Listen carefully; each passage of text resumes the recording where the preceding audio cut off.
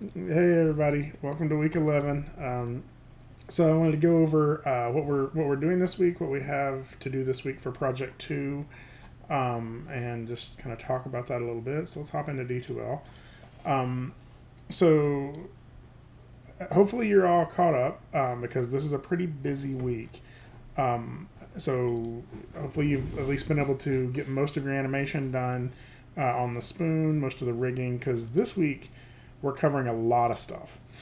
Um, if not, hurry up and do that. That way you can focus more on what we're doing this week. So this week we are going to look at simulation and effects. And so I kind of do an overview with a couple of videos here on nucleus and what that does. So we got M particles, we are nucleus particles, and cloth, and we kind of use that to generate like a napkin that we can leave sort of crumpled in the corner there. And then after that, we sort of get into the meat of the project, which is that serial simulation, right? And it's a little bit of a bigger series of videos here.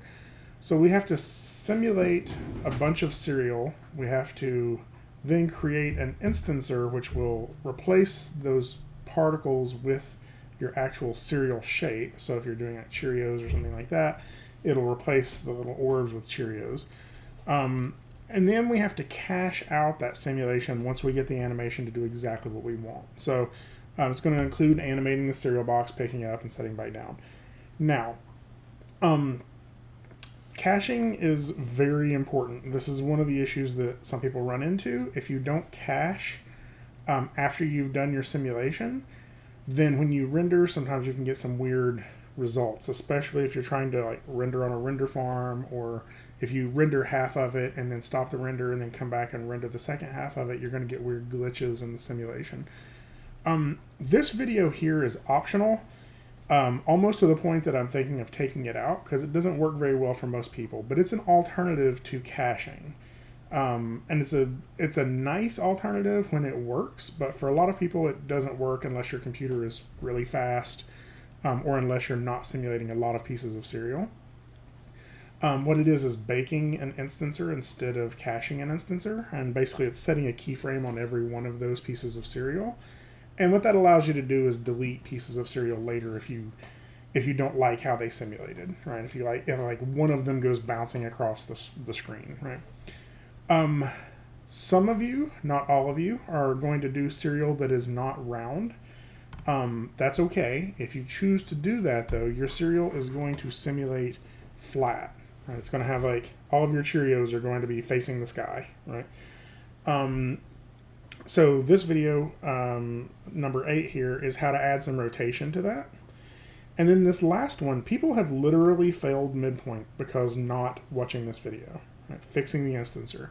A portion of you are going to get, as you can kind of see in the image there, your serial is going to have this little like orb around it. It's like a white dot that is looks like it's underneath each piece of serial. That's the original piece of, or original particle. So what's happening is for some people, and I don't know what's causing it, like I don't know why it does it for some people and not everyone, but for some people, they're getting this this little artifact happening, and others are not. And so this video shows you how to fix it.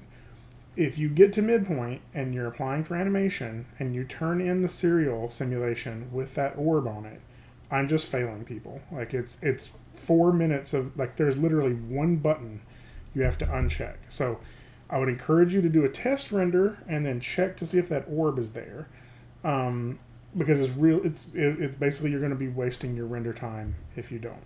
And it's really like just one little checkbox you have to uncheck to make that stop happening. This comes up probably the most in midpoint, where I have to refer people back to this video. So just remember it's here. I'm talking about it for a long time, so you'll remember it's here. Okay, so let's go back up here to our week 11 again.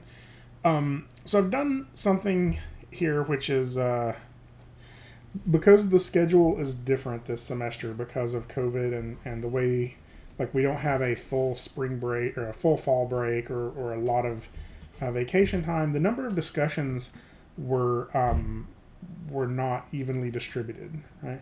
So I basically deleted the discussion for this week, right? So we don't have a discussion due this week.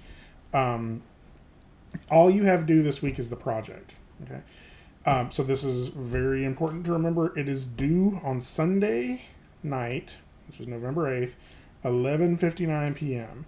And how this should work is you click on this, you're going to click on the submit button, just in case, that's been a while since you've done this, and it'll take you to this empty folder, and you just upload it, okay?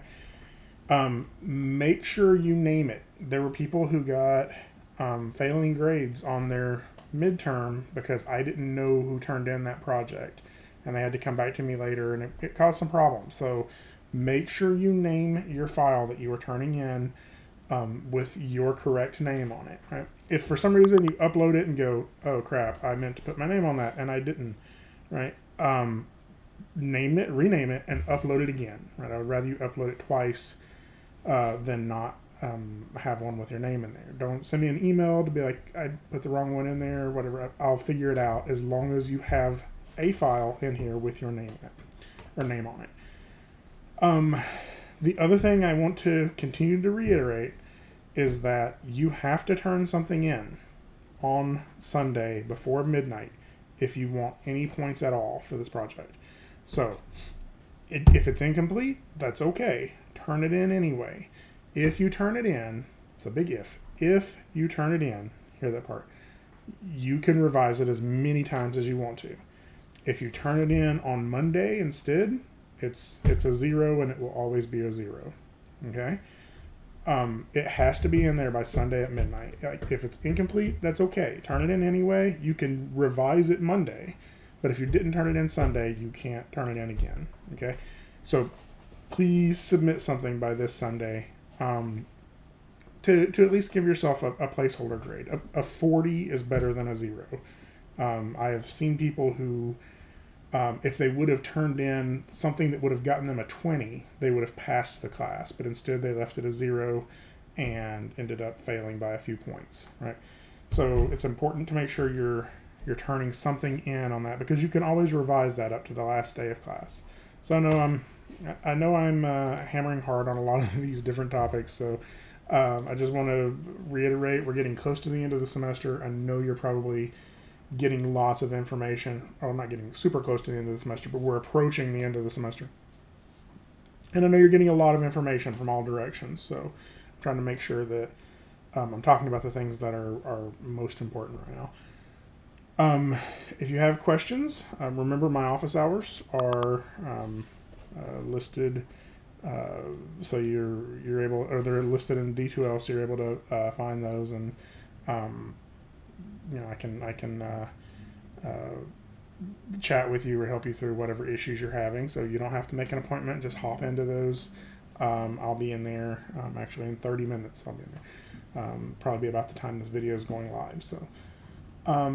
So let me know if you have any questions, any problems. Keep up the hard work as we push toward the end of this semester. So let me know if you have any questions. I'll talk to you soon. Bye-bye.